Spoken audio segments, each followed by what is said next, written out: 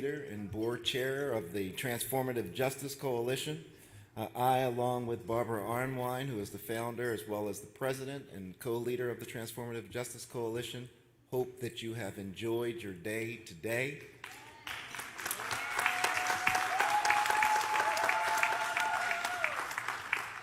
You know, today, for those that are watching on Facebook Live and those that are watching tonight on YouTube Live, you don't know what you're missing. You don't know what you're missing. Amen.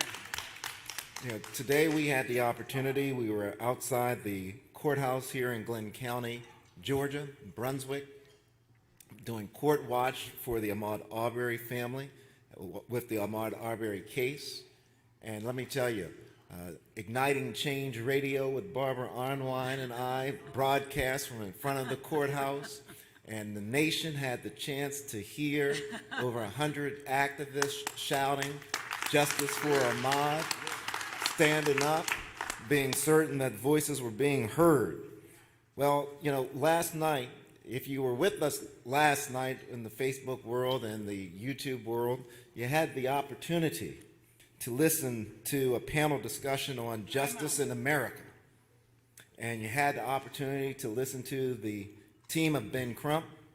You had the opportunity to listen to Cliff Jones, the investigator, as well as Chris O'Neill, the other attorney that was with Attorney Crump. And it was a mighty powerful panel that we had last night.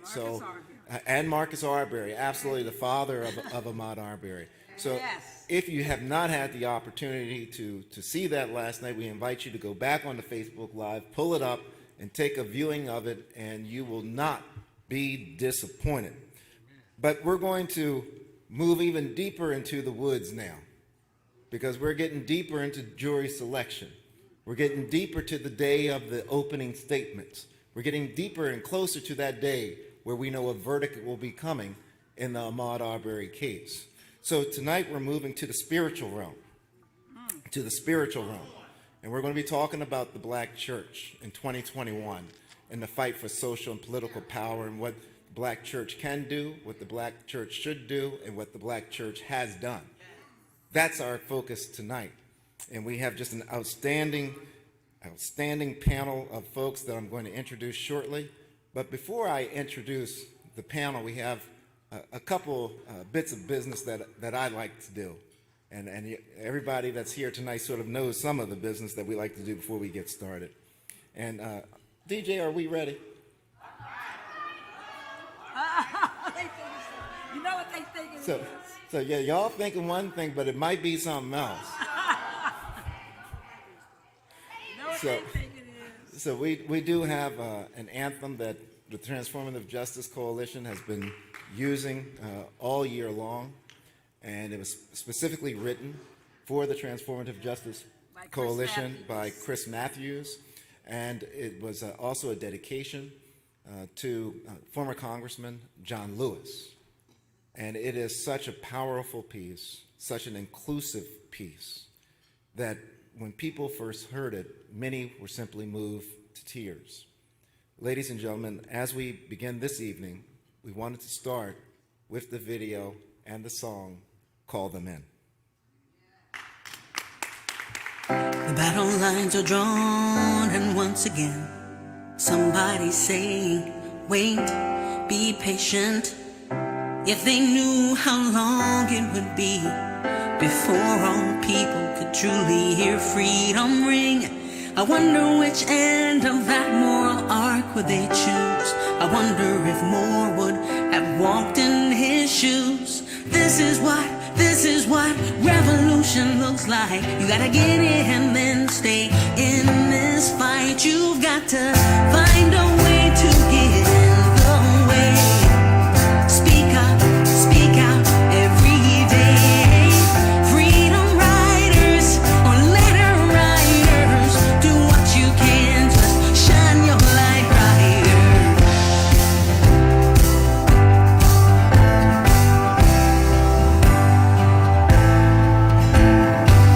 Somebody call him the saint among men, a foundation.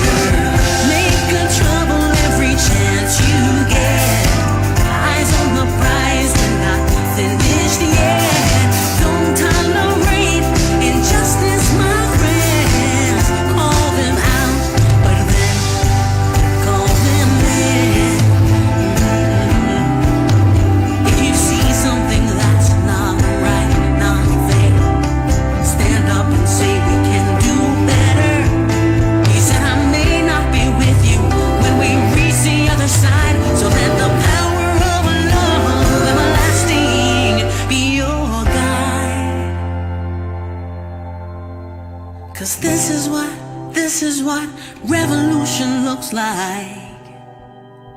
You gotta get in, then stay in this fight.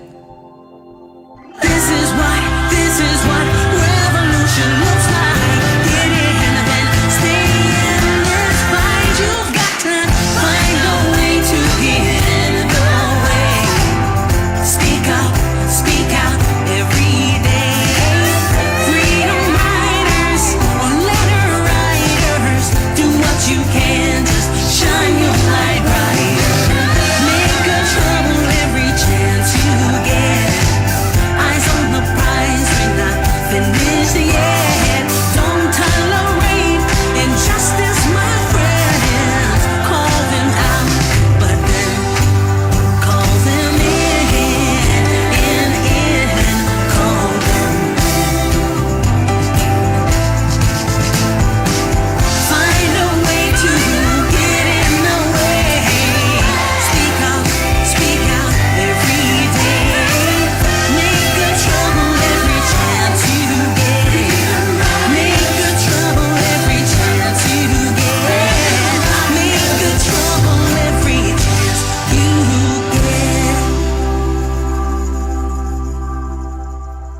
All right, yes. Yes. You know, we recognize that for our TJC folks that are here live on the ground in Brunswick, Georgia,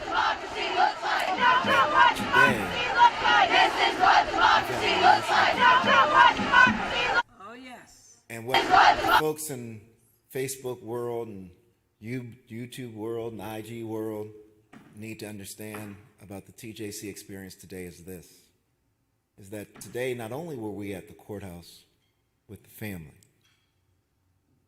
but today we also did a 3-bus, 10-car caravan over to Satilla Shores to go to the spot where Ahmaud's life was taken.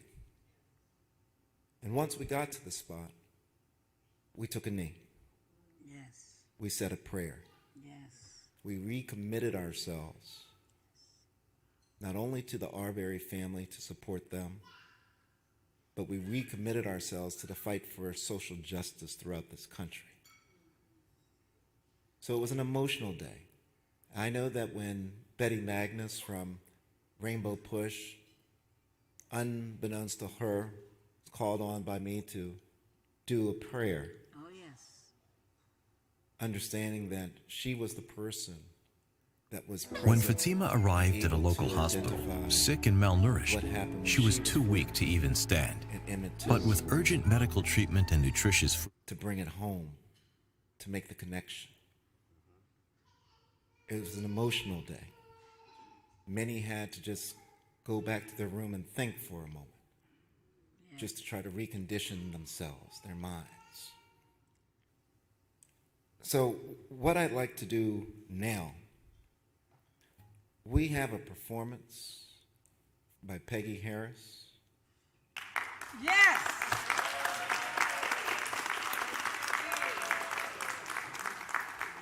That's going to bring home a lot of information with regards to the struggle we have here in the United States of America. I'm going to ask Peggy Harris to please begin her performance. She is Mrs. Dred Scott, the wife of Dred Scott.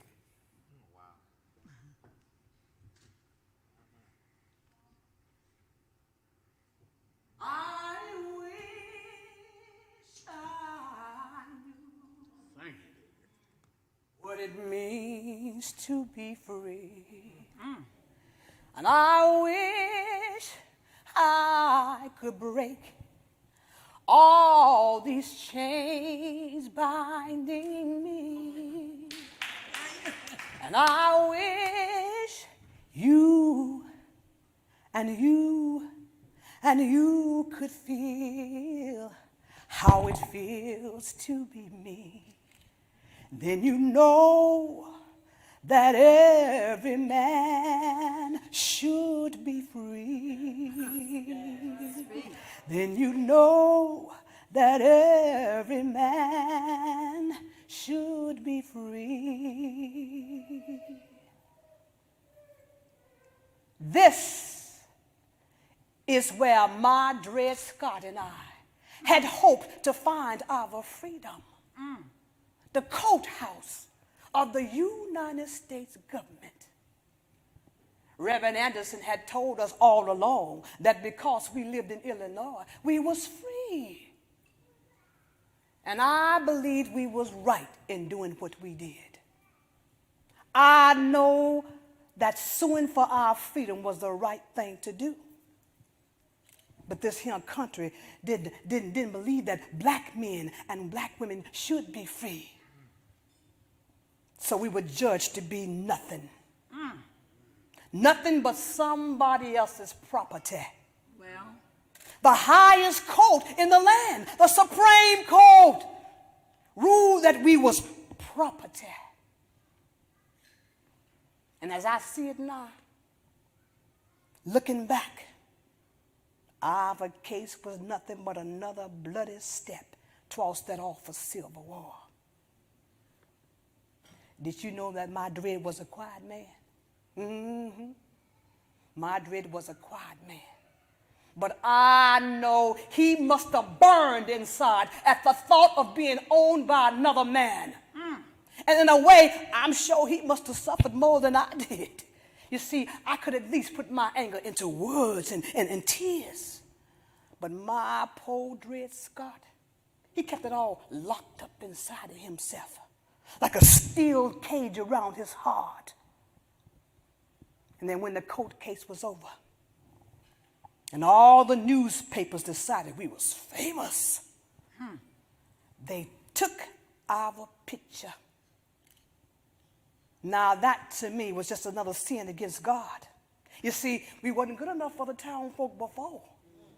But now they wanted to use our pictures to help sell their newspapers. Well, I wanted none of that, and I wouldn't have it. And finally, our good white friend, Mr. Taylor Blow, he just went on and took it upon himself to go on and set us free. But now I never understood just why it was up to another man to tell us we was freed folk anyhow. I thought only God could decide for his people. But let me tell you, nothing tasted as good and sweet as that freedom when it finally came. You should have seen my Dred's face when he heard the news. Oh, it could have lit up this entire courtroom. And then he lifted our two little old daughters, Lizzie and little old Liza, just clean off their feet, child.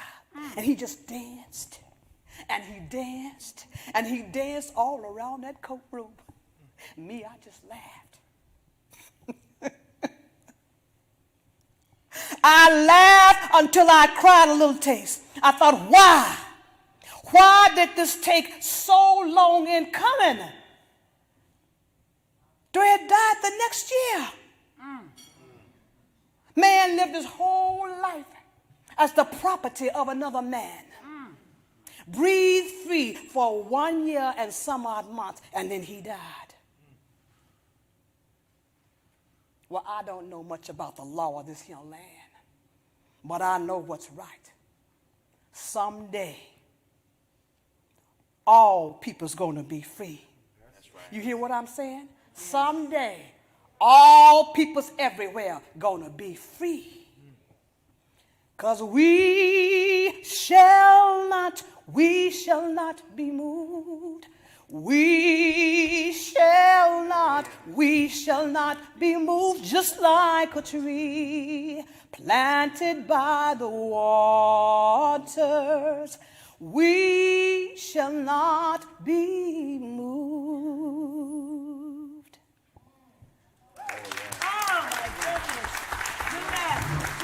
Thank ya. Peggy Harris. Peggy Harris. Thank ya. Thank ya. Peggy Harris, Thank everybody. ya. Thank ya. Thank ya.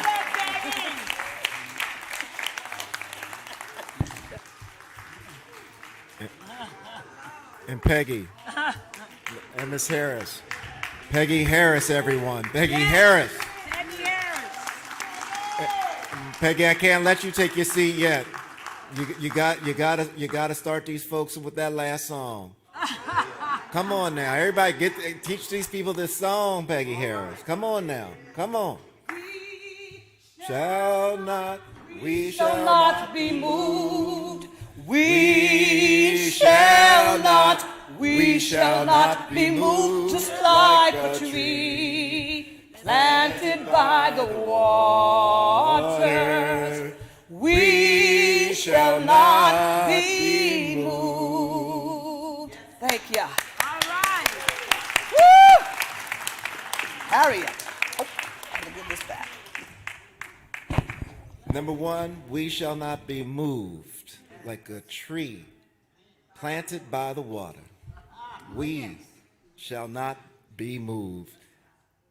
And I can't say it any clearer, I don't think, than DJ, can you help me say this a little clearer about how we feel about this? Ah, there we go.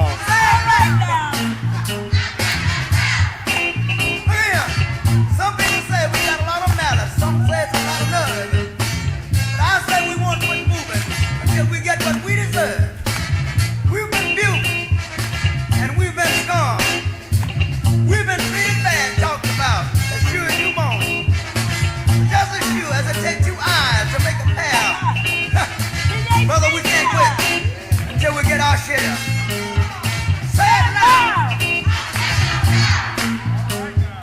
Say it now. One more time. Say it now. I've worked on jobs. Me in my hand. You know all the work I did before the other man. Now we the man's a chance to do things for ourselves. We're tired of beating our head against the wall and working for someone else. Say it now. I'm getting it now. Say it now. I'm getting it now. Say it loud. I'm getting it now. Say it loud. I'm getting it now. Hey! Ooh-wee.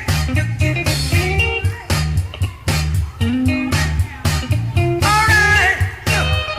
I would say, all night. So tough. Ooh-wee. Say it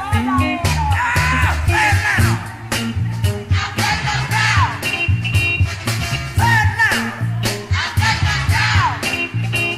Now, we the man's a chance to do things for ourselves. We're tired of beating our heads against the wall and working for someone else.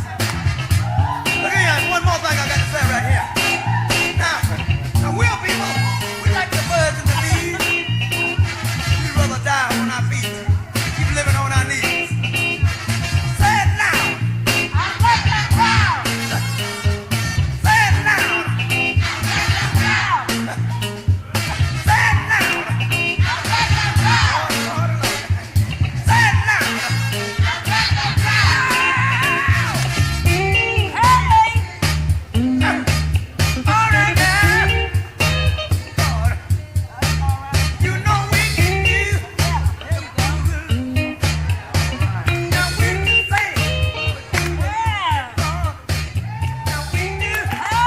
All right. Now we ready. Yes. We real ready.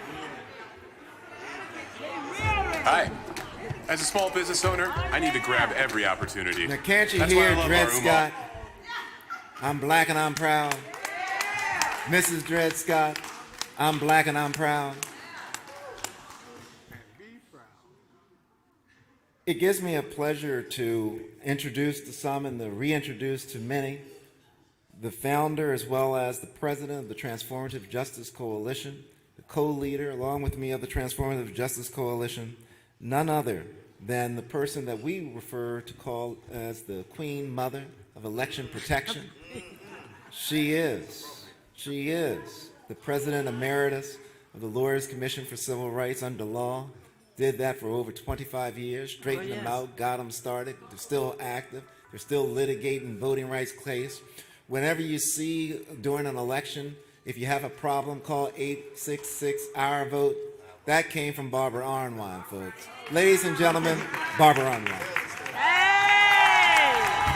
Hey, folks! Hey, folks! Hey, folks! Yes, thank you. Thank you. Thank you. You know that your very presence is all that I need because you have done it. When we arrived at the courthouse today, right after 10 o'clock, Marcus Arbery, Darrell Jones, and I walked up to the courthouse, and guess what we heard? Our folks yelling, "Justice for Ahmaud!" Yes. They were already out on the lawn, tough. And all day long, people could not miss the presence of the folks who traveled some 22 hours by bus to be here from Milwaukee, Chicago, New York, Philadelphia, St. Louis, Washington, D.C., South Carolina, Texas, Georgia, Florida, all over the country. People came. You see, when we put out our vision, you know, Darrell is a visionary. I am so blessed to work with a man of vision. Not only a man of a strong lion heart, but a man of vision. And we are blessed that the work that we do isn't just work. It's not some kind of creed. It is absolutely based and inspired by God. Because that's how we operate. So when you see our programming, we are accustomed to stepping out on faith. And I told people when we had the 500 in Washington, D.C., that we would be coming to Brunswick. Now, when at that time, you know, I was hoping that we could get some folks down, but it was mainly me and Darrell. But God said, I don't send my generals by themselves. Said, I don't wage war for justice in a vacuum. When they say I look for my help from the hills, he said, I know where those hills are. He said, they're in the heart of a Dana Beckham, the heart of a Danita Patterson Brown, in the heart of all of you. He said, deepen your souls. Oh, yes, they not only believe, but they know where the moment is, what the call is in this time. We are inundated this afternoon. Something that I did not expect started happening this afternoon.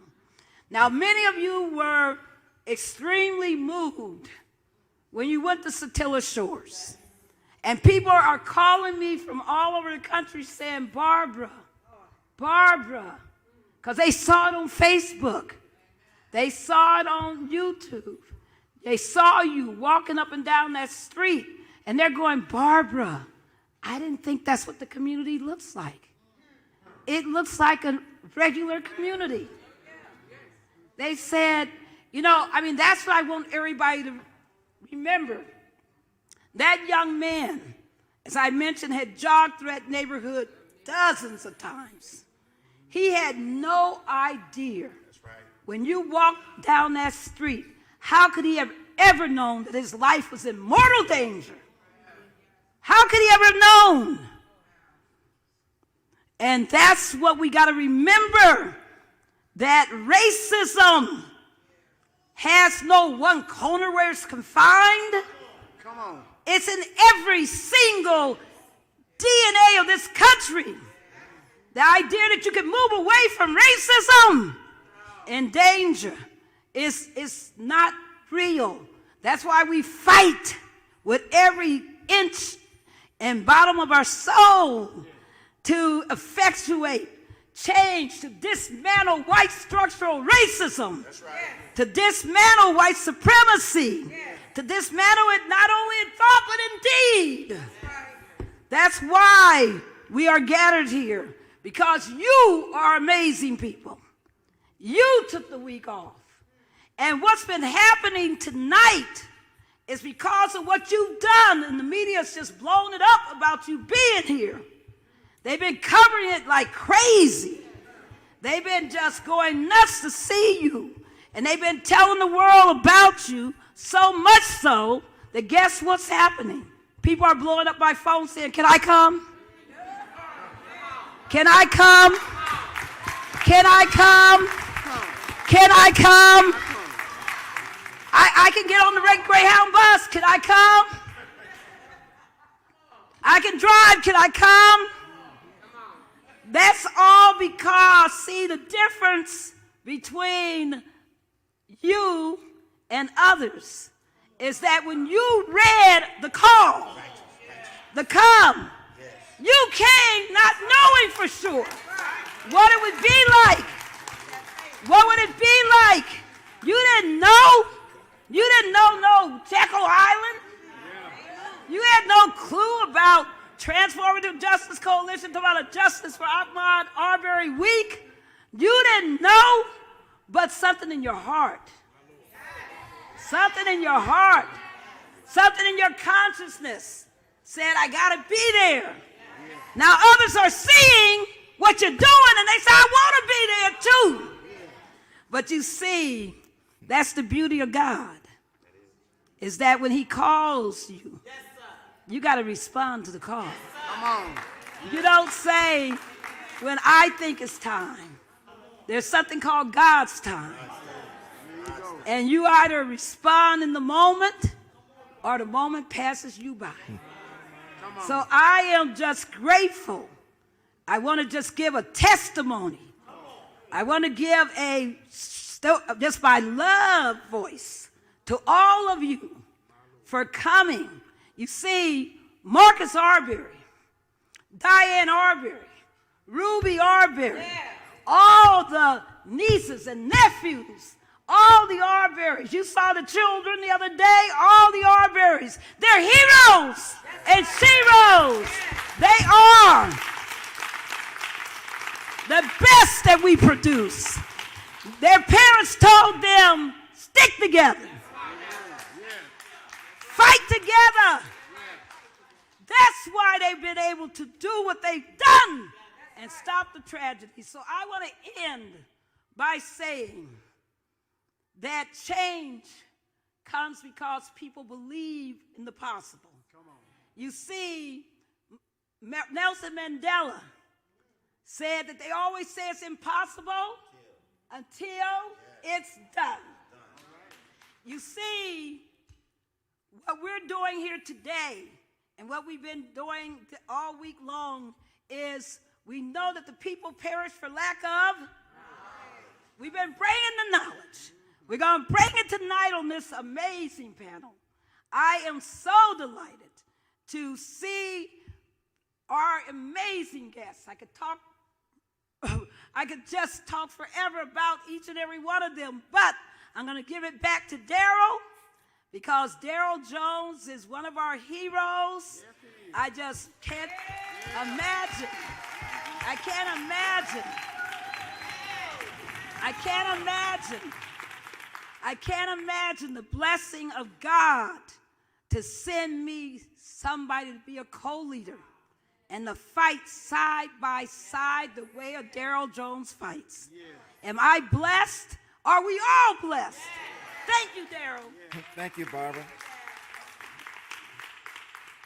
Ladies and gentlemen, I'm going to introduce each of our panelists that are here tonight, and then I'm going to come back to the first panelist to ask the first question. The first panelist that's here tonight is Reverend Stephen Green. Oh, yes. Reverend Green is one of the nation's leading thought leaders of faith, Yes. social justice, and organizing in the United States. He's a former national director of the Youth and College Division of the NAACP. He's a pastor, at Metropolitan, AME Church in New York, and Harlem. And, I will just add to that he is a committed activist for the cause. I can tell you that he was in D.C. when we were doing a celebration of the 56th anniversary of the Voting Rights Act, and he was scheduled to come and speak with TJC, calling him up, Stephen, where are you? Stephen, where are you? I'm hearing planes. Like, what, were you at the airport? He said, well, we're leading a protest. We're blocking the airlines. We need to call attention that the senator's trying to leave town, and we're trying to stop him, so we're going to lay in the airstrip to stop him. He's committed. He's committed to the cause. And I tell you, the other piece I'll stay with Stephen is this. The first time I met him, I had no idea who he was. We were in Phoenix, Arizona. And it's Barbara Armwine's fault. First time I met him, we were at Senator Sinema's office, protesting. Getting locked up. Flex cuffs behind our back. Sitting in the paddy wagon. I look up, the brother at the end of the paddy wagon on my side, taking a picture. What in the world? That was the initial time that we met, and that's when I knew that he was a committed brother, and he was a good brother, and he would be a good friend, and he has been. Ladies and gentlemen, it's my pleasure to introduce Stephen Green as one of our panelists tonight.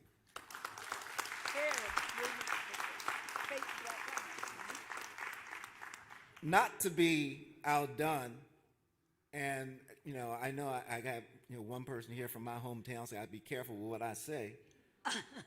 The next time I got locked up was with Reverend Francis Johnson, our next panelist, and we were in Washington D.C. at the time. And Francis Johnson, not only is he just an outstanding civil rights attorney, one of the just leading civil rights attorney in the country. He's based here in Statesboro, Georgia. So, he can give you the homegrown understanding of what's happening in the state of Georgia.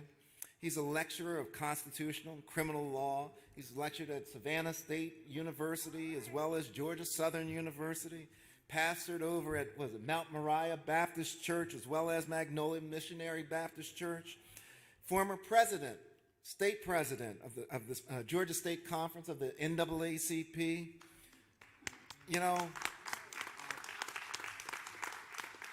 When U.S. Senator Raphael Warnock left his seat at the New Georgia Project, Francis Johnson is the new president and chair of the New Georgia Project.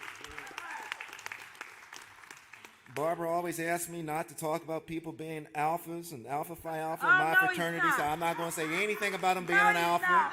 I'm not going to do it. I give up. Some people are incorrigible.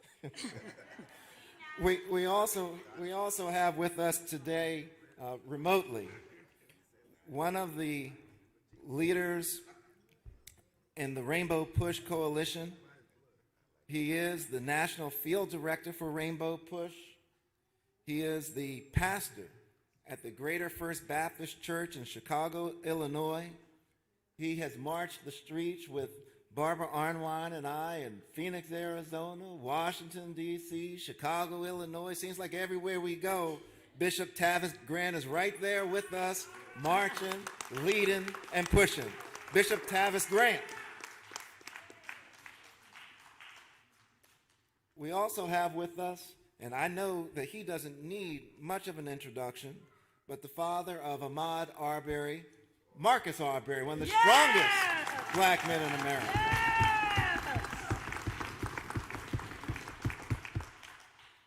The last panelist that we have here virtually is a Georgia resident.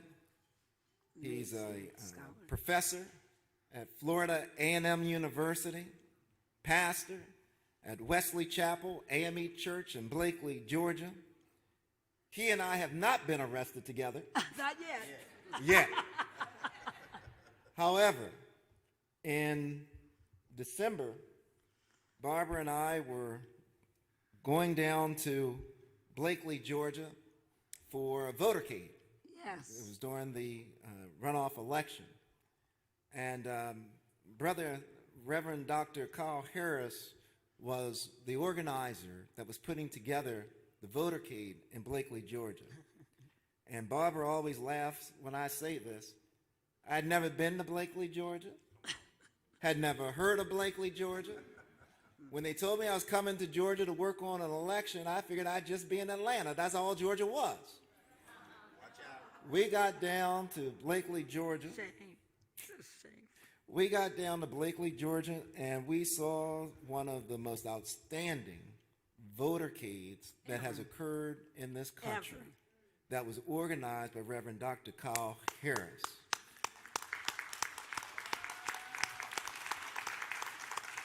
Ladies and gentlemen, it's my pleasure to introduce Reverend Dr. Carl Harris.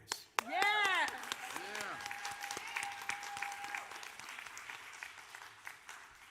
So I wanted to start this panel discussion with the question to Reverend Green. And, Reverend Green, we know some of the history of the African American church and its involvement in the political structure.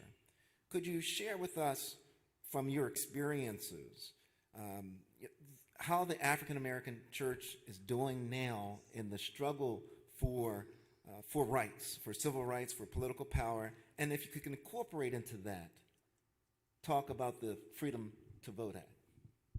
Well, thank you, Daryl, and to Barbara for the invitation to join the Arbery family this week as we all sojourn and watch and pray that justice will prevail. But the history of the black church is important to note that the black church emerges out of the hush harbors.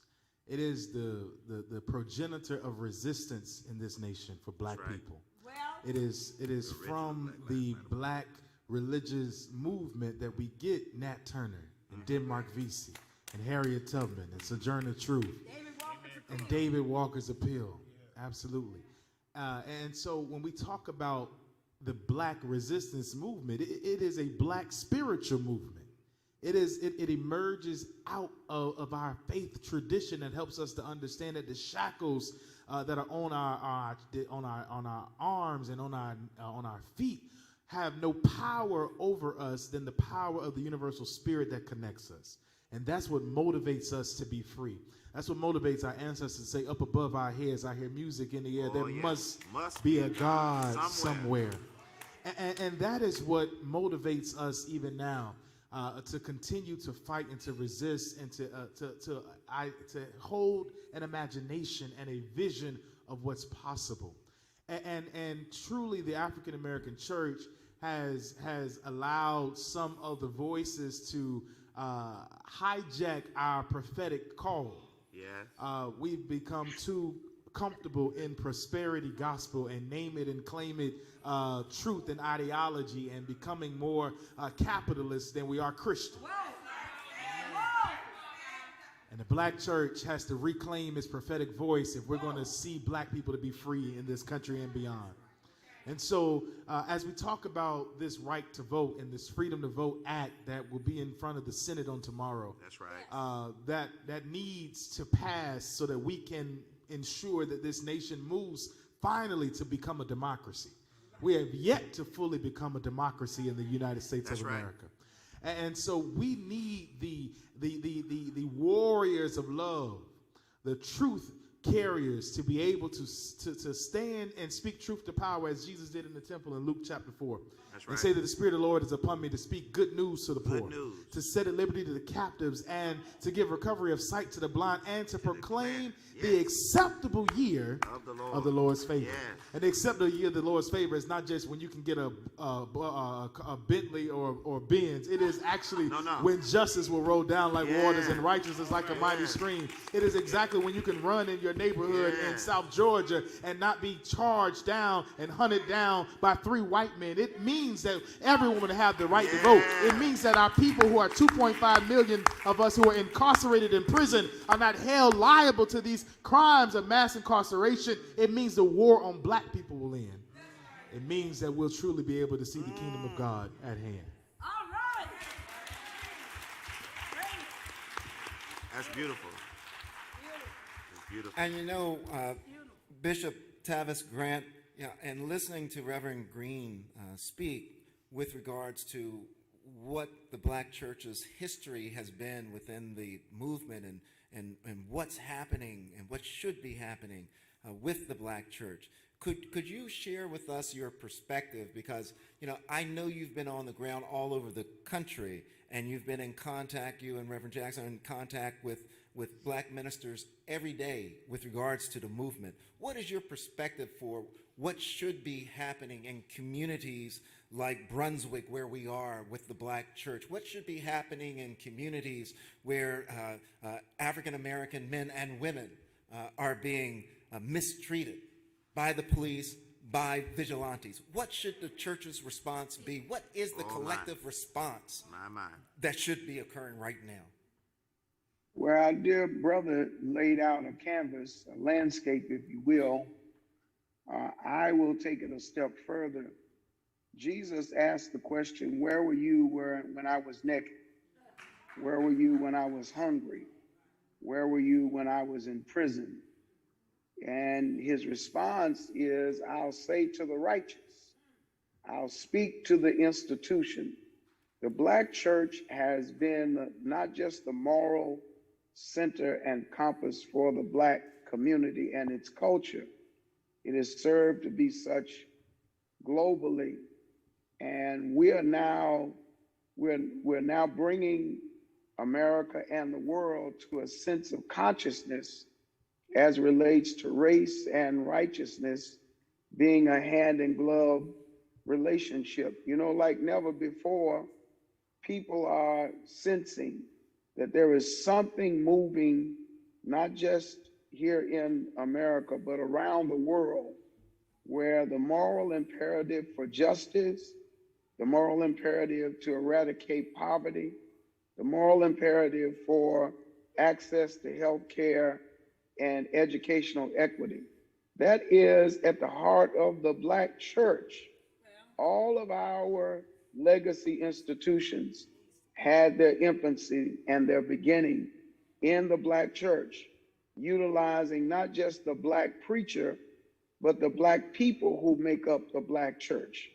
It is so interesting that when you look at what is happening across the canvas of resistance, they are trying to hijack and use the very models of the black church to try to assimilate our success.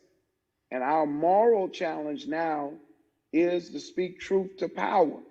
What has happened there in Brunswick is something that must strike at the core of American consciousness to make it a standard that Black lives matter, brown lives matter, LGBTQ lives matter, to the extent that we make it known that we're not going anywhere. We have earned the right, blood, sweat, and tears, to have a stake in this experiment called America. And we indeed make America better. But America must do right by us. That's what this case is about. They must do right by us, and we will not take a compromise as it relates to this. And this is why we must be vigilant. We must stand beside this family, and we must be prepared to not fight half the way. This is a 12 round, and we won't take a TKO as a victory. Come on. Amen. Yeah. Why not? Yeah. And Dr. Kyle Harris, we know that you're the assistant professor of history and African American studies at Florida A&M University. You're the assistant professor there, as well as the assistant to the pastor at Wesley AME in Blakely, Georgia. when Barbara and I and the Transformative Justice Coalition family came down to Blakely, Georgia, we had an incredible experience, and I think it sort of exemplifies what the black church can do and what it's called to do. And I'm going to ask that you please lift up what about that votercade and the anniversary date of when that votercade occurred that made it significant.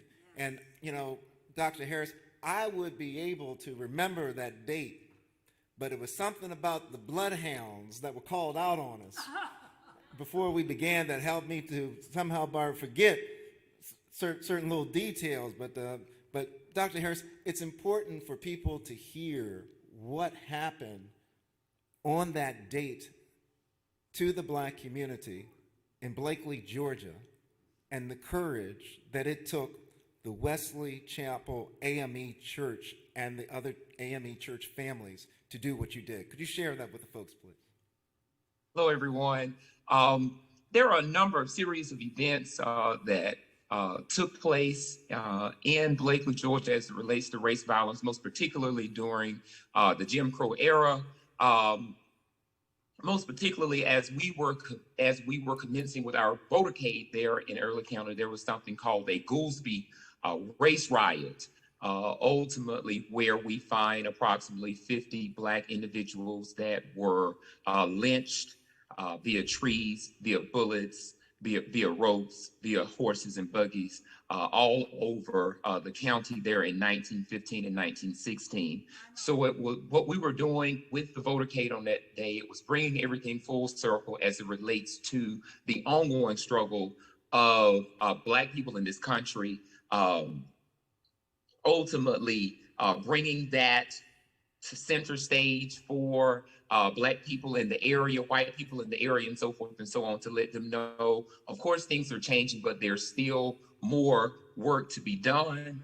And I think back as it relates to the black church and our purpose and our mission, most particularly the African Methodist Episcopal Church, in which I am a part of. I think about Luke 4:18 and 19, where Jesus is in the temple and he says that the Spirit of the Lord is upon me because he has anointed me to preach the gospel. He has brought me ultimately to the brokenhearted, to preach deliverance to the captives, recovering sight to the blind, and to set at liberty those who are abused. And I also think about James Baldwin wrote a book ultimately titled The Fire Next Time. And in that text, most specifically in the second part of that book, is entitled Down at the Cross, a letter from a region of my mind. And he says that the concept of God has any validity or any use, it can only be used to make us larger, freer, and more loving. If God cannot do this, then it is time that we get rid of him.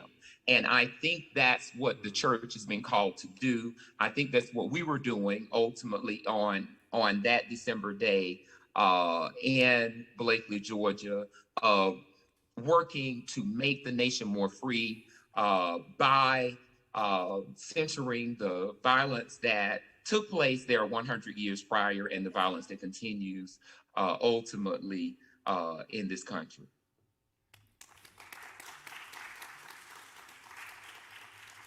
And you know, we look, Reverend Francis Johnson, we look at what has happened historically with African Americans, not just in Georgia, but across the South and through much of the United States, and the treatment that they've received in the criminal justice system. I know that you are very familiar with not simply Georgia, but you're specifically familiar specifically with Brunswick, Georgia. You're familiar specifically with Glenn County, Georgia. And I know you have some knowledge inside, personal knowledge from your dealings with the state's attorney, Jacqueline Johnson. Could you share with us some of your information that you know with regards to Jacqueline Johnson, with regards to how she handles matters and her reputation in the African American community and in the legal circles?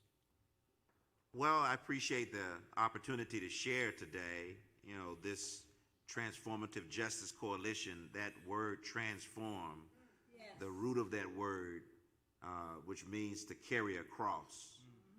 And it's never lost to me when I come down to these golden hours that we came across from a Gold Coast. And that ocean, which is an attraction for tourists, is a graveyard. And I say that because it situates us, particularly to those who do violence in the name of the very justice that Reverend Green started us out on this preaching exercise with tonight. And ultimately, the church has got to do God's will. And if you had allowed Reverend Green to push it, or Reverend Harris to push it, they would have wrapped up what Jesus was preaching about. Push it. That ultimately, I'm calling for people who will do my will. Yes. And what is the will of God? Yes. That one day every valley shall be exalted. Yes. The hills and mountains will be brought low. The rough places will be made smooth, and the crooked places will be made straight. And the glory of the Lord shall be revealed, and all flesh shall see it together. This is the will of God. And so a prosecutor's job, Jackie Johnson's job, is to do justice. Part of that straightening that which is crooked, the leveling of those hills, the exaltation of those valleys. And she has not done that. And that's okay, because she doesn't need to do that anymore, because you voted her out. A grand jury has indicted her, and hopefully she'll be on her way to prison soon. Make no mistake about it, Jackie Johnson is not the problem, she's a symptom. And she is not unique. She's emblematic of DAs and sheriffs and police chiefs and an entire criminal justice system that is arranged for the kind of outcomes that we saw here. It wasn't that they didn't know what happened. For 72 days, they had the same video that we all got to see. For 72 days, they believed that the weight of their responsibility to administer justice against the counterweight of white privilege and white supremacy, the same white privilege and supremacy that filled up that watery graveyard. That same, and you know the word transform is that root word is from a primal utterance. Tra. It's in every spoken language around the world, ancient language, and those spoken now. It is a primal utterance that people who find something broken don't leave it there, they transform it. And so what is happening is a transformation of justice in this part of the country.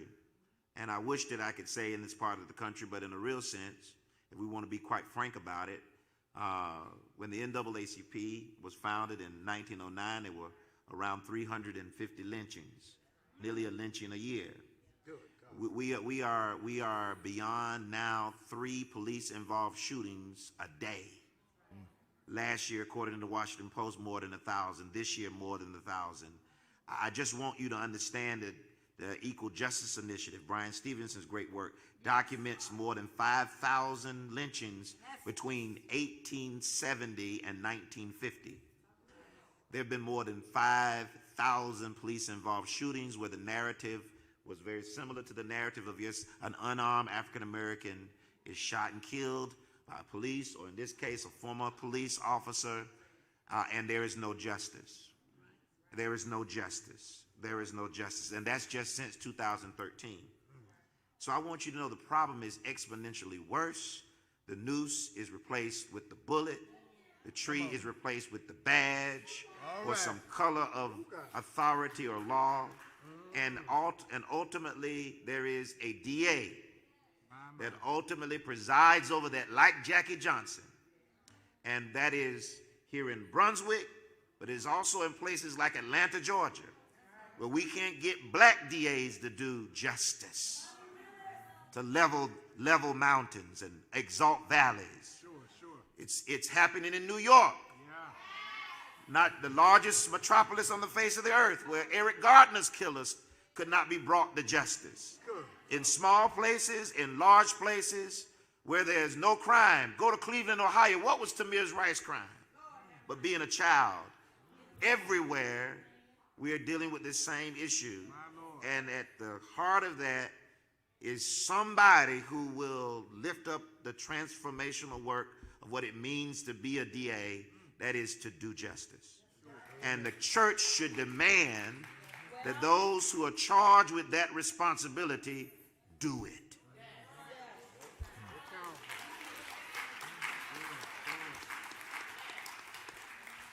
You know, as Reverend Johnson was speaking, and he was making reference to some of the historical reference of what has happened in the south of the United States and in the north of the United States, and he was talking about Brian Stevenson and the Equal Justice Initiative, I started thinking about one of the books that I had read that was talking about the lives of Goodman, Cheney, and Schwerner.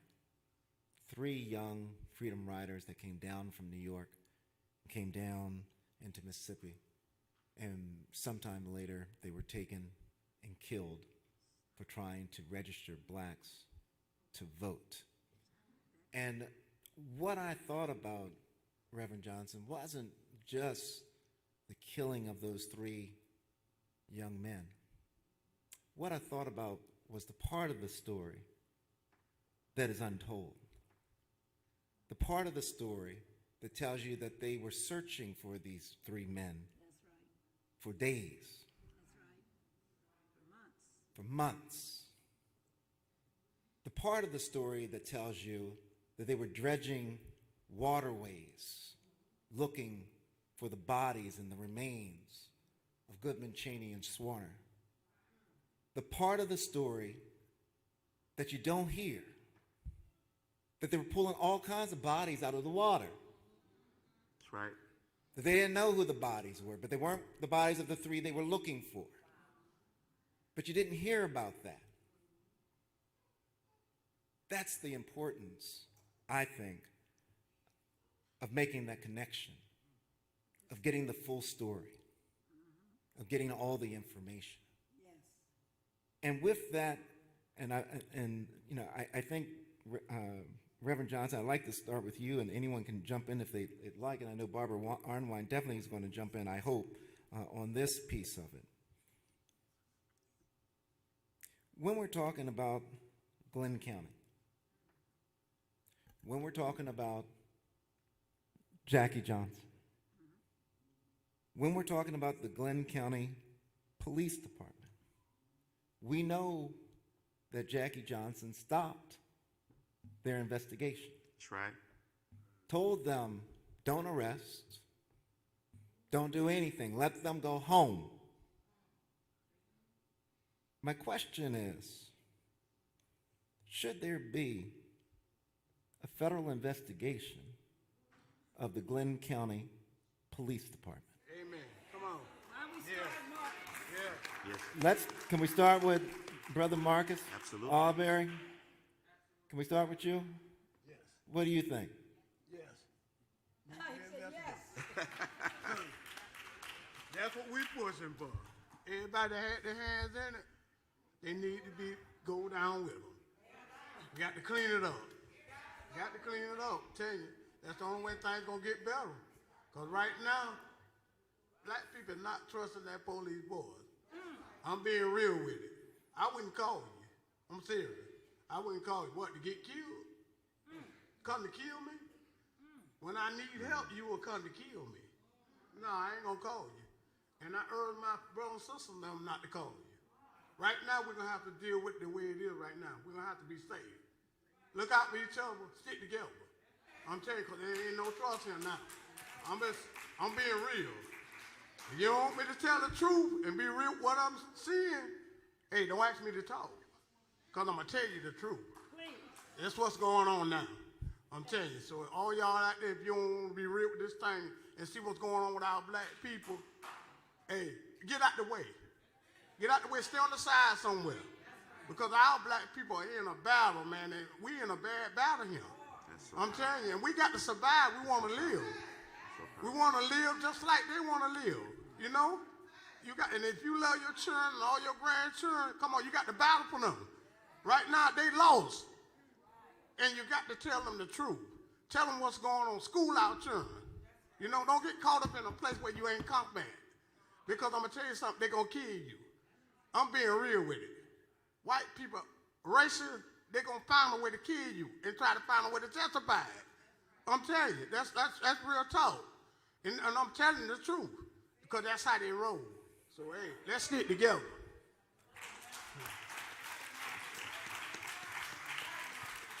And so, and just to be clear, you know, with regards to what Mr. Arbery has said and what we're discussing now, the Glenn County Police Department, in this case, continually lied to this family about what was going on. In this case, the federal prosecutor lied to this family about what was going on. Both the prosecutor and the county police department kept the family at arm's length, kept information away from this family. And the question becomes, what else? Right. What else have they kept away? From who else have they kept the information away? That becomes the question.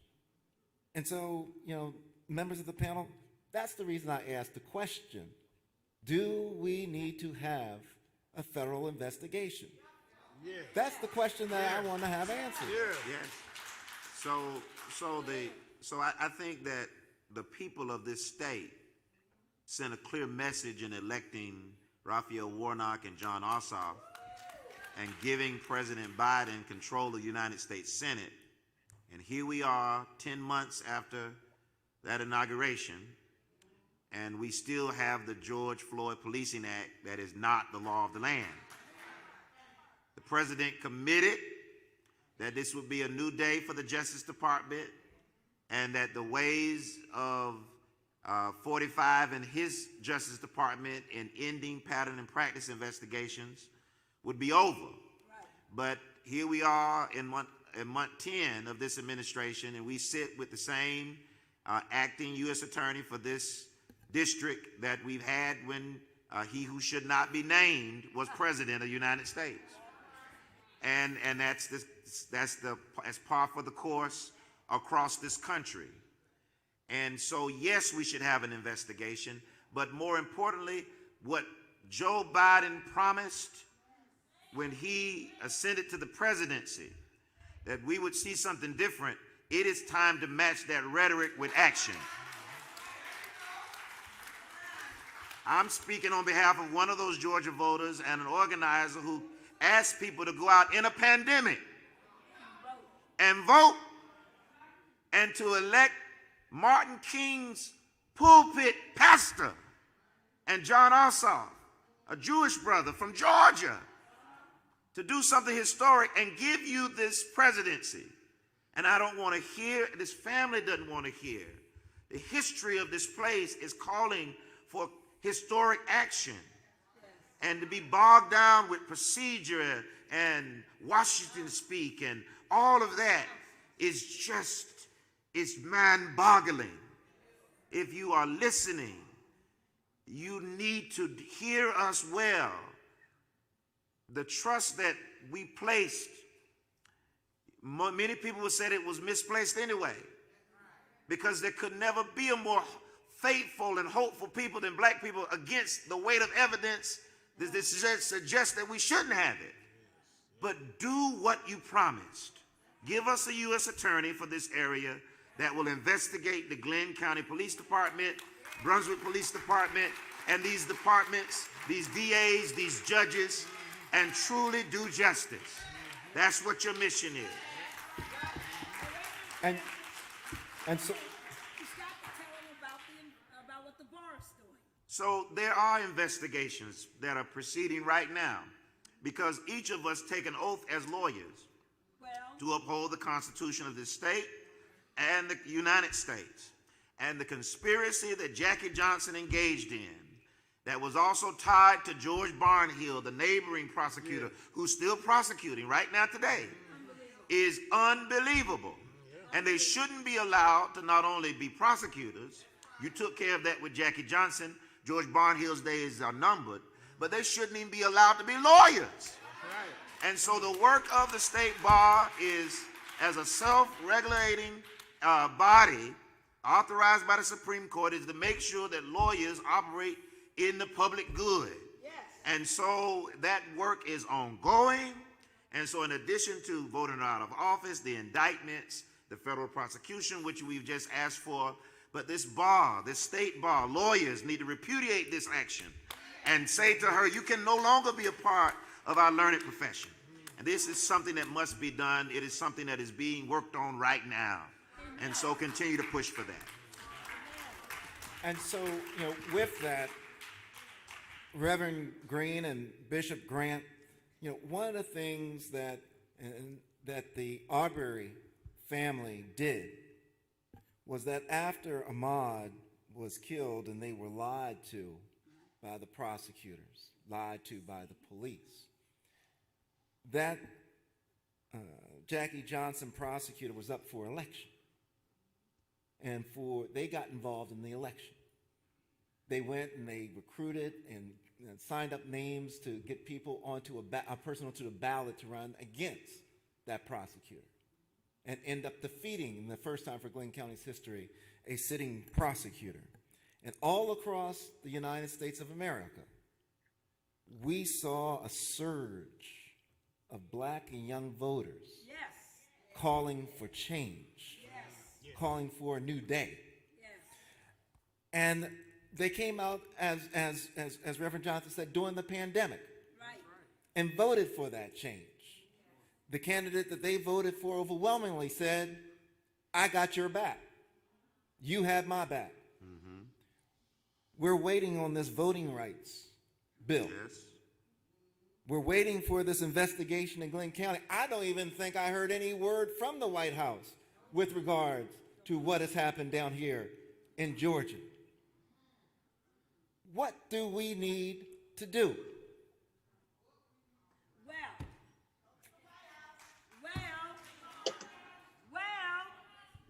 I want to get back to the subject about the role of the black church.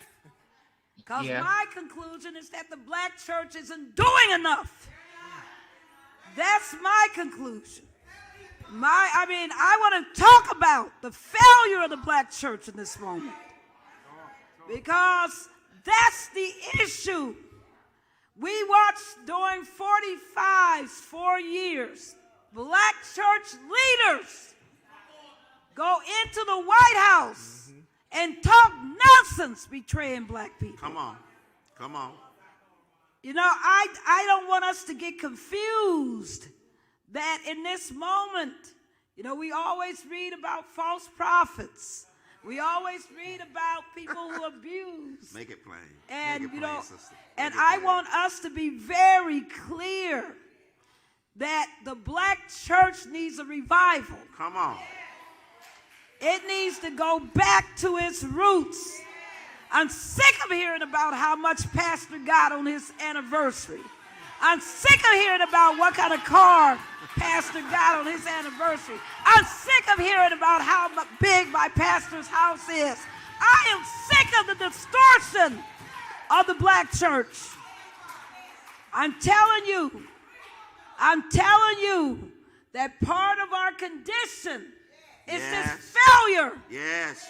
That if we're going to ever rise up and relegate to the trash heap of history white supremacy, white structural racism, the black church has to rise up first. So I don't want there to be any confusion about where I stand in this moment. Because I say to all the denominational leaders, if you're not on the front line, then where are you? What are you calling yourself doing? God did not perceive when Jesus said to Peter that upon my rock I will build my church. He didn't say no weak church. He didn't say no gold rock. Lukewarm He church. didn't say nothing about no platinum. He said a rock, a plain piece of rock. He knew, as Harriet knew, that you have to go deep. And the last thing I want to say, because I warned Daryl about this. Come on, come on. Is that the last thing I want to say, because I wasn't asked, but I'm going to say it. Say it.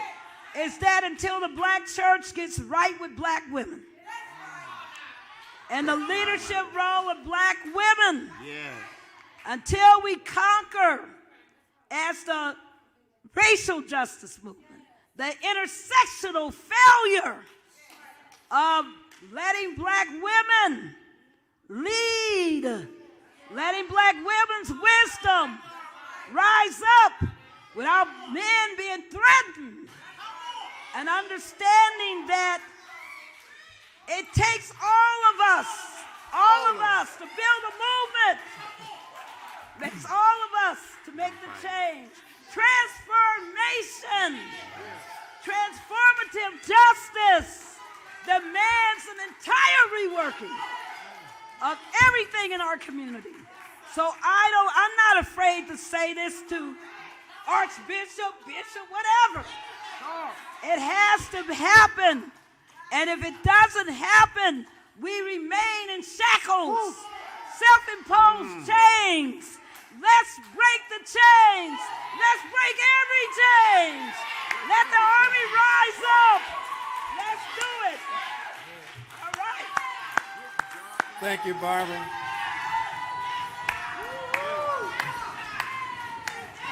And I know.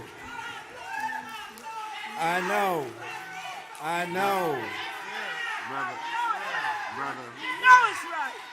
You know it's right. I know You that it's Brother right. Kyle Harris. That I know that Brother Kyle Harris wanted to respond. that's a rebuke. That's a rebuke that is well earned. That's a rebuke that is relevant. And that is a rebuke that will lead many of our churches to be empty after this pandemic is ultimately over. That's right. That's right. Because it is the black woman that has carried the church. And that has carried our movements. And that has carried this Black Lives Matter iteration of the movement. And the failure of the church to adequately respond will either lose its misogyny, its heteronormative dominance. It will lose it, or it will lose itself. And might I add that with another generation, it's already lost it. That's right. Because the silence and the betrayal of the black church against our LGBTQ brothers and sisters, our trans brothers and sisters, the harm that the black church has imposed upon a younger generation. It must also atone for its sins. That's right. And as Barbara said, the blood is on the hands of the black church. And now is the time for the black church to redeem her own soul. How can we redeem the soul of America? We won't redeem our own soul. And so now is the time for us to follow leadership and to move forward and to demand true justice. And that means also putting down our privilege. Come on. That means that sometimes we may not get the call to go to the ministers or to the mayor's prayer breakfast. That's right. You may not get the invitation to go to the governor's mansion for his annual Christmas party. But you stood up and you spoke truth to power. But you stood up and you said what was right, and you let what was right be right, and your nays be nays. And we need more prophetic voices who are not afraid of death. Dietrich Bonhoeffer, who was a German prophet, said when Christ invites you to come, he invites you to come and die. To die. And too many people are afraid to die. Afraid to die for Christ, and afraid to die for the cross. And if you want to follow Jesus, preach about it. You got to take up your cross and follow him. And if we follow Christ, we would understand the suffering of our people. Yeah. We would understand the suffering of our children who don't have food in their bellies. We would understand the suffering of our mothers who are trying to figure out how they're going to pay their bills. And we would go into a full restructuring Yeah. of this entire society. It's not enough to just do one thing. It's not enough for us to just march when it's convenient. But we've got to fight to uproot this entire system from the ground up. That's it. And I've got to get Dr. Harrison. I've got to get Dr. Harrison. Dr. Harris, I know you want in on this. Yes, sir. Yes, sir. I stand in agreement with everything that has been said thus far about Black women, about the LGBTQ society. Going back to the original question about the Glenn County platform being prosecuted, I stand in agreement that they should be. But as it relates to the church, of course, we know that Jesus was one ultimately that advocated for the poor. He advocated for women. He advocated for the immigrant. He advocated for the oppressed, and so forth and so on. And I think ultimately, when the church gets back to the basics of advocating for marginalized people, we will find our relevancy again. As a fifth generation member of the African Methodist Episcopal Church, the African Methodist Episcopal Church was established as an affront in protest to that of white supremacy, to people being discriminated against because of the color of their skin and so forth and so on. And what I have found in my experience with a lot of pastors, I'm not a pastor, I'm just the layperson in the AME church, but I have found that we find our leaders in the church hiding behind prayer. All right, and individuality in a lot of cases, instead of having results-oriented ministries. All right, when I give my money to the church, I want to see my money at work in eradicating various systems of patriarchy, various systems ultimately of sexism and racism and so forth and so on. That's what we want ultimately to see. And when we fast, ultimately we're fasting, as it says in Isaiah 58:6-8, it says, this is the kind of fasting I want, removing the chains of oppression and the yoke of injustice, and let the oppressed go free. All right, so ultimately I believe that that is what the church's mission should be. Our focus at all times, as Reverend Green said, we may not be invited to the mayor's breakfast. So what? All right. So what if you're not invited? Our call is ultimately grassroots activism, centering the voices, centering the struggles, eradicating the struggles ultimately of oppressed people. And Zora Neale Hurston, of course, we know her, Harlem Renaissance writer. She reminds us that if we are silent about our pain, they'll kill you and say you enjoyed it. All right, so it's ultimately important that we keep the voices of the oppressed centered, we keep Black voices centered, we keep Latinx voices centered, we keep the voices, Attorney Arnwine, of women centered to the struggle. Because this country was built on the opinions of rich, white, straight men, and that was the original problem. And what we're trying to do as liberated Christians ultimately is to nip that in the bud. And I'm reminded of Dr. Ibram X. Kendi. Of course, he's a FAMU alum. He serves as the director of the Center of Anti-Racist Research at Boston University. And he reminds us that the only way to undo racism is to consistently identify and describe it and then dismantle it. We have to keep racism and the struggles of Black people centered. And when we keep that thing centered and when we keep important things important, ultimately we will see things dismantled. When we hold our pastors, when we hold our politicians accountable, if they tell us that they're going to do one thing at the White House or in the Senate, we have to hold them accountable. And if they don't do it, vote them out. In the AME church, we have itinerant elders, meaning that they revolve, all right, in a lot of cases. So vote these people out, all right? So we put people in place. We understand the racist and a lot of times the patriarchal roots of various congressional initiatives and policies, such as the filibuster that was put in place ultimately to ultimately stop the voices of marginalized during that of the civil rights movement. Vote people out, ultimately, that don't stand with us, that don't stand on the side of liberation, that don't stand on the side of freedom. We can't be caught between two opinions. As it says in the word, the Bible says that we either need to be hot are cold. And I'm saying that we need to be hot for liberation. We Hot, need to be hot. hot for freedom. We need to Yeah. be hot for opportunity. We need to be hot for access. We need to be hot for justice. We can't be lukewarm anymore on these issues. And once we decide that that is what we're going to do, we are going to do the grassroots work of Jesus Christ, then ultimately I see that people will be drawn back to the church. Ultimately, we will see these systems that have been heralded in place for the last 255 years begin to dismantle. Thank you. All right. And Bishop Grant, I know that you want to weigh in on this because Barbara Arnwine has tossed the gauntlet, thrown it out, telling y'all what in the world's going on with the black church.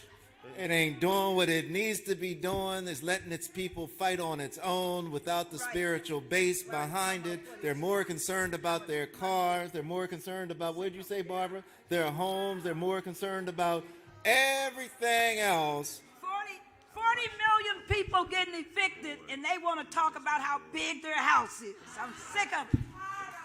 So I know, Bishop Grant, you wanted to speak to that. Well, I wanted to answer first when you asked the question about the prosecutor. My answer was going to be hell yes. It is a moral outrage that this level of obstruction took place, that the individuals who participated are not facing prosecution and indictment and absolute removal from office. And the opportunity to practice law. I agree wholeheartedly with the sentiments about the black church, but the church universal has this same systemic issue. The black church does not belong to the black preacher. It belongs to the black people. It is an institution of black people. And we've got to stop catering to and patronizing leadership that works against our best interests. We are in an age where we gravitate to entertainment, a false sense of enlightenment and convenience that makes us prey for these predators who come into our community and literally take the best of what we have and leave us with mere crumbs. Nat Turner said, there are pharaohs on both sides. There are pharaohs in our pulpits, as well as in our city hall, as well as our state and federal government. It's a damn shame that after we are the margin of victory, we are still put in a position as if we are begging for George Floyd's bill to be passed.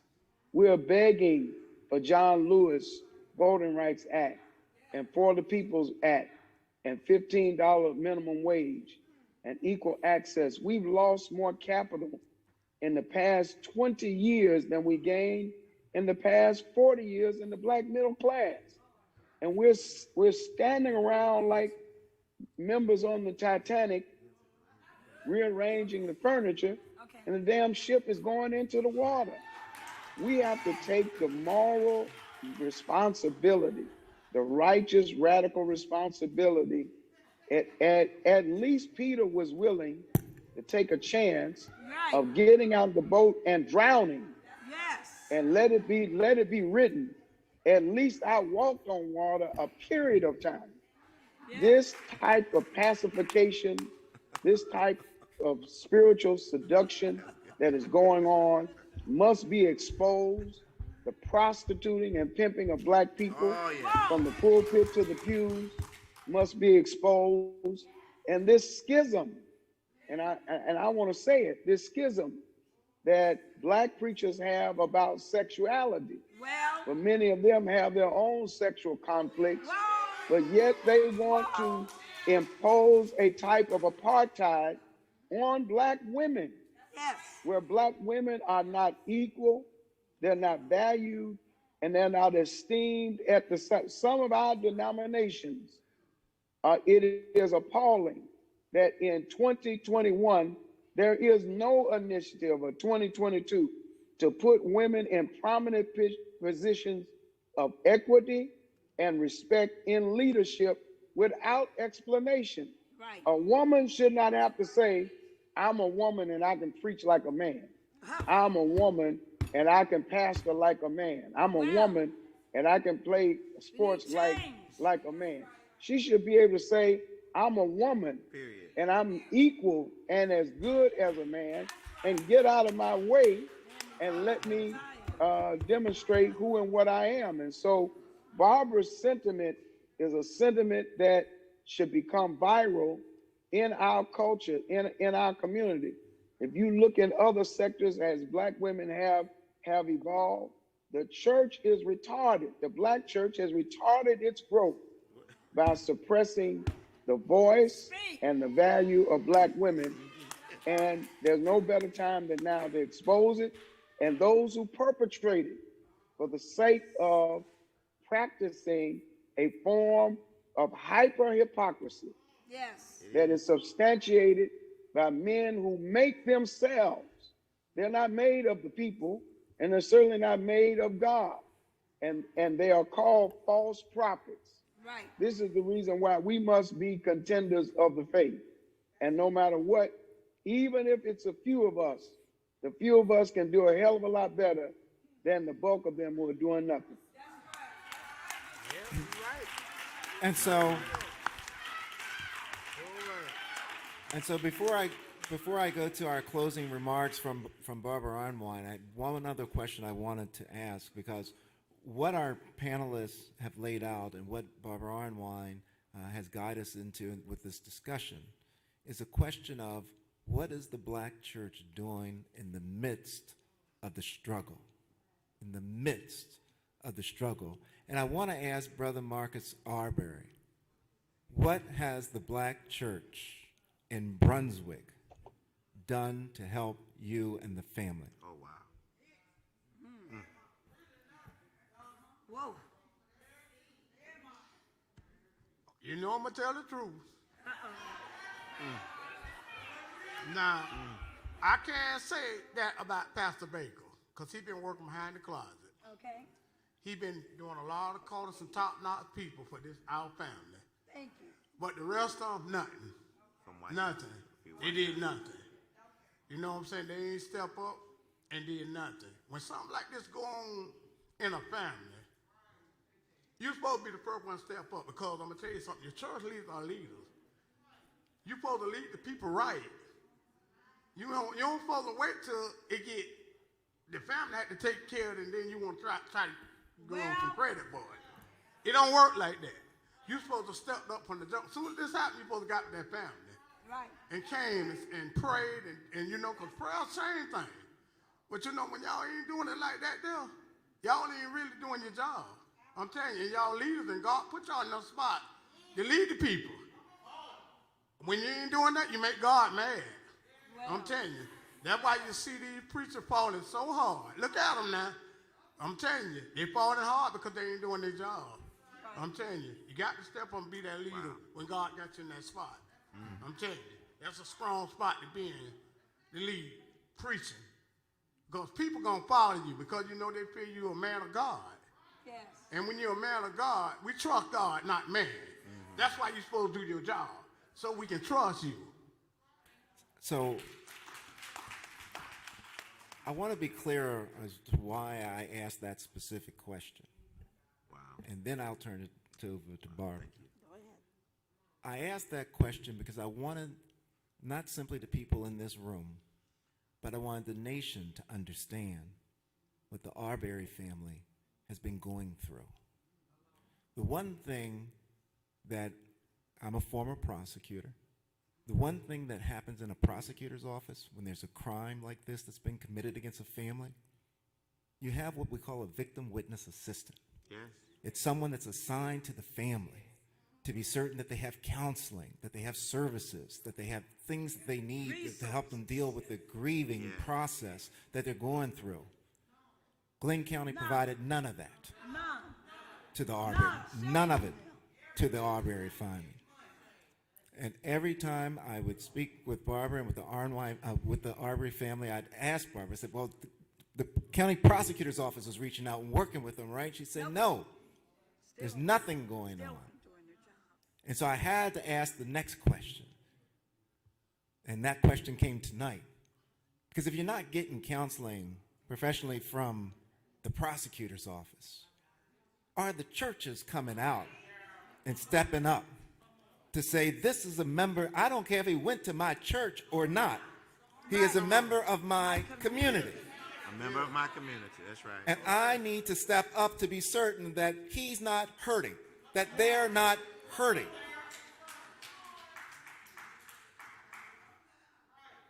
That's the question. And that's why I asked the question tonight. Did they step up? Did they step up? It's not too late. They still need you. They're in the midst of a trial. They're in the midst of some of the worst information you could ever want to see in your life. Yes. Step up. Step up. Support this family. Yes. Wrap your arms around them. We shouldn't have to come from D.C., from Michigan, from Mississippi, from Philadelphia, from California, to wrap our arms around them. We're going to do it. But we should be last in line because there should be a line of people from Brunswick that are there with their arms around them. Yes. Yes. With that, We've been down here maybe like 6 times. Whoa. I wouldn't go to that Whoa. church. I wouldn't go to that Whoa. church. She said don't go Right, back. time for a change. and But- for those but, that Brother may Jones, not have heard, there's an Arbery family. There's an Arbery family in your neighborhood. Right. So as pastors are watching this, as church leaders are watching this, the shame that you should feel, then turn that into action, because I can guarantee you in your own community, Yes. there's a hurting family Yes. that needs your action, prayer and supplication. Your action is what bears witness that the prayers that you offered, if you offered them, you really believe. I think Brother Marcus mentioned this on the radio last week, is the fear that is in the hearts It and is. minds It's real. of too many people here It's who fear. are Fear. afraid Fear. of white supremacy. Fear. That they have indoctrinated us Yes. and have co-opted our mind to be Yes. enslaved. This was Marcus Yes. Garvey said, emancipate yourself from mental slavery. We must have to emancipate ourselves and recognize how for far too often we have begun to believe their lie about us. Right. And who are you going to believe, Christ or white supremacy? Whoa. And the reality is, for too long, we have seen Christ as this white, blue-eyed, blonde hair image that we've got to deconstruct. That's not my Christ. It was Henry McNeil Turner that said, God is a Negro. God must be a Negro. Yeah. No, you're right. Calm down. And at the end of the day, when you think about it, is that not the call of the black brother who was killed by the police of his day on Calvary? That's right. Is that those of us who really believe in freedom cannot rest until it comes. That's right. And that the grave for us, just like the grave for Jesus, Yes. should never be an impediment. Can't hold us. Cannot hold us. Right. Cannot hold You us. know, and so our refrain, and listen, we're here in Brunswick, and so the nation needs to know that the refrain, before I'll be a slave, I'll be buried in my grave. Come on. Come on. That originates from right here. Right. When the Igbo came here and the king commanded them, this will not be our life. Right. There is a life beyond this. Right. And they drowned themselves and resisted that even unto death. And so there is much that this place can teach America, even in the midst of this trial, about what we need to do as we straighten up our backs and as we demand the full measure of what it means to be. I ain't talking about citizenship. I'm talking about humanity. Right. That's what we're asking, a full measure of what it means to be recognized as human beings. God created people. And so this has been rich tonight. Oh, yes. And the church has to do something. Repent, that's what the church, I've got that from this, Brother Jones. Yeah. Repent and then take some action. Right. Barbara Arnwine. Wow. Barbara Arnwine, I know that you want to bring us home, Barbara. I know that you want to take us back to prior to 1865, because I know that you want to talk about when it was time to revolt, when it was time to break free from the chains, that black folk went to the church and got the message from the church and the word from the church and the signals from the songs and the hymns. Barbara, go ahead and tell your story. First of all, I want to thank this amazing panel. Thank you. Thank you, Kyle Harris. Thank you. Thank you, Bishop Grant. Thank you, Marcus Arbery. Thank you, Francis Johnson. Thank you, mighty Stephen Green. You know, everybody, God, people get it confused. God may not. People say, oh, he cursed us with COVID. Oh. Come on now. But you know what he's doing, though? Is he's saying to all of us in the midst of COVID that we need to assess ourselves. That all of us, the world has never been shut down at once. My Lord. Reset button. He's saying, right, that it's time for a reset. He's saying all of us, and he's saying to the church, he shut the church down. Shut the doors of the church down. And he did not make an exception for the church. All these pastors running around in Atlanta talking about, oh, we're going to still have church because COVID ain't going to come because we got too much faith. Please. Please. He shut us all down because he wants the entire world to reset. He's calling for a new day, a new understanding, a new positioning.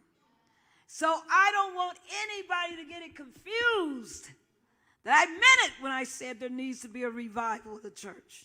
I meant it because without that, we will see, as Stephen said, a generational exodus. That's so true. And we have to be careful because the nonsense that the church was into before COVID needed to stop. I was tired of people talking about what they wear in the church.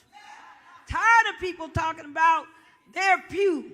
Tired of people talking about they want to fight over their parking spot. Tired of it. Church had lost its mind, lost its way. God was sick of it. He wants us all to rethink who we are in this moment. He wants us to step forth and be people of justice.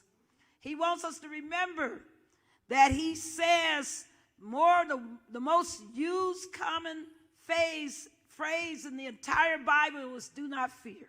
Do not fear. Over and over again. Because if we trust in him, if we believe that we walk like him, that we listen for his word to guide us, then we would not be running around talking about, no, I got the best suit made in Italy. He wouldn't be talking that because you remember, God does not see. He's not crazy about somebody being handsome, some woman being beautiful, whatever. God sees people's hearts and souls. That's all he sees. If you got an ugly heart, he sees it. You can't cover it up no matter how much makeup you put on. How much, whatever you do, you can't cover that up. He sees your heart. He sees your soul. That's how he knows who you are. Come on. That's how he knew you before you were even born, right? That's how he knows you. He knows you by your heart. So all I want in this world is I pray to God, give me the best heart. Come on. I pray to God, let me walk in your path, Lord. No other path, Lord. Let who I am be subordinated to you, not to any other nonsense. So, we have to pray all the time. All the time. For the guidance. So here's what we're going to do, folks. I just want everybody to know that tomorrow we're getting up. What we doing? 9:15. Buses. Then we're going to the courthouse. He's an organizer. Hopefully they've gotten through at least 5 panels of jurors. Come on. Hopefully we got somebody who's on the panel by the morning. And I'm with the judge. The judge said, what did I tell you guys? I said all this nonsense you're hearing about 7 weeks for a jury, don't believe a word of it. No. Because I said, I know what I heard the judge say months ago. He said, I'm going to get this jury done. And he said in court yesterday, I'm going to have a jury by Friday. And I want opening statements this week if I can. This man is serious. And we're not going to sit back. So we want to be there for this week for everybody to know that the Arbery family is not alone. That's right. That they're surrounded. They're surrounded by love. Now, we went to Satilla Shores today because we had to go. You can't understand this case if you don't go. It's painful to go. It's horrible to go. But I really respect the family and thank you for coming with us today because I know how hard that was. Oh, wow. Yes. Thank you. Just thank you for your hearts to do that with us. But we had to understand what we were looking at.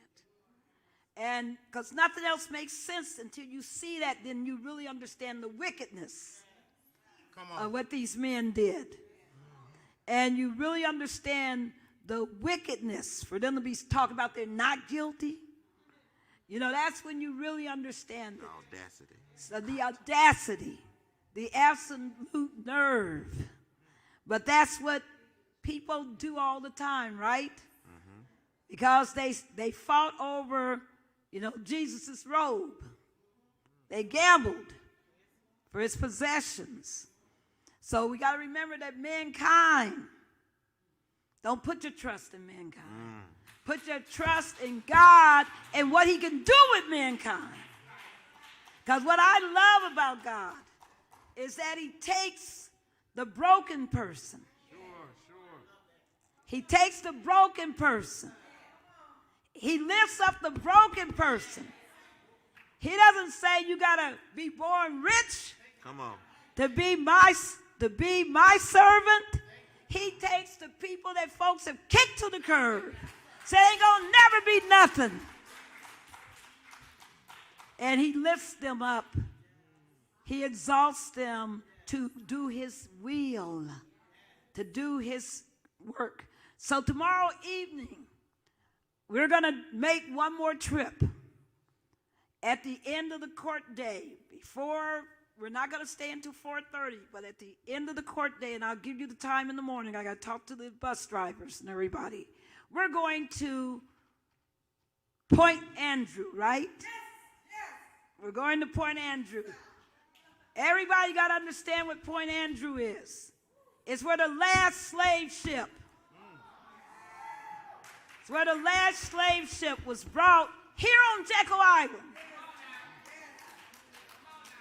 You see, what we've been doing this entire week is taking our individual spirits and uniting them with the larger spirit. And we have gone and prayed for the Arbery family. We walked through the streets of Brunswick.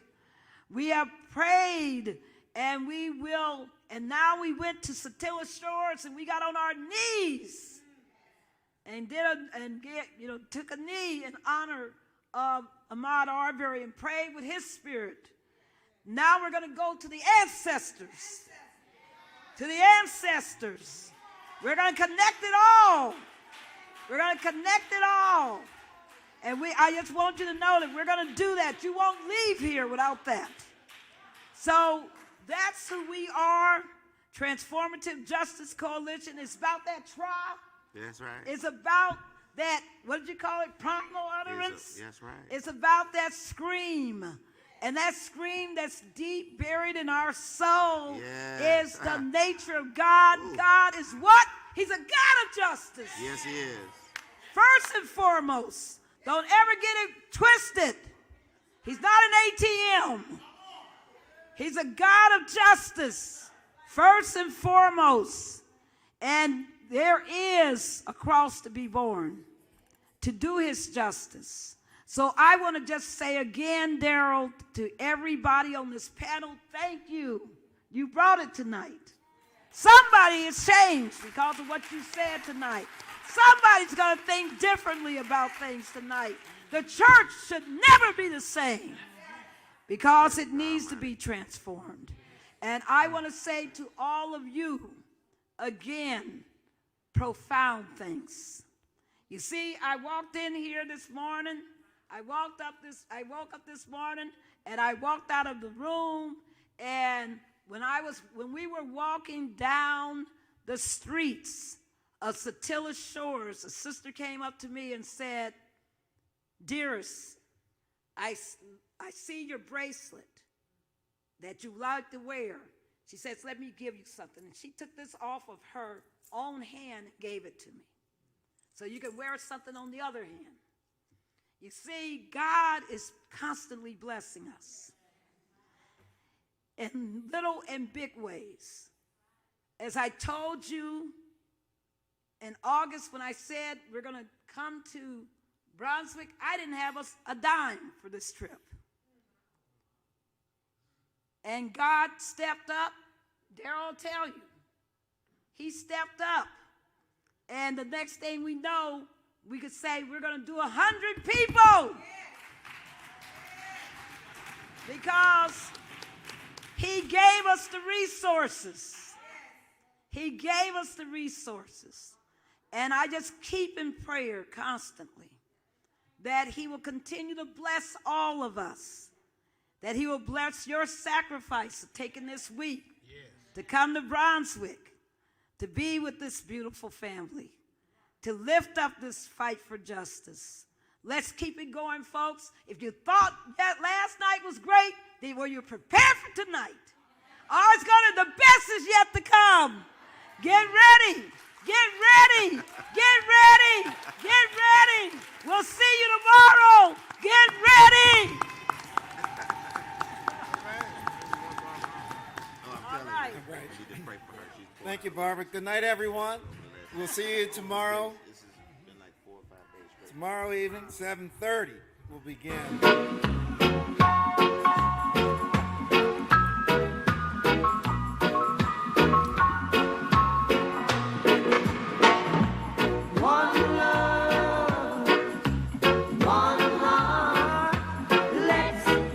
If anyone finds a phone, there's a lost phone. There's a lost phone. If anyone finds a Recording stopped.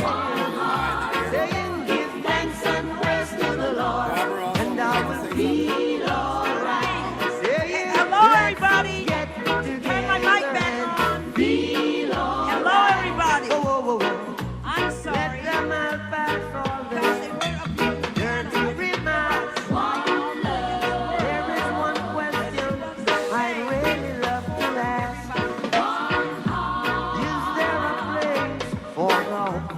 Hopeless sinners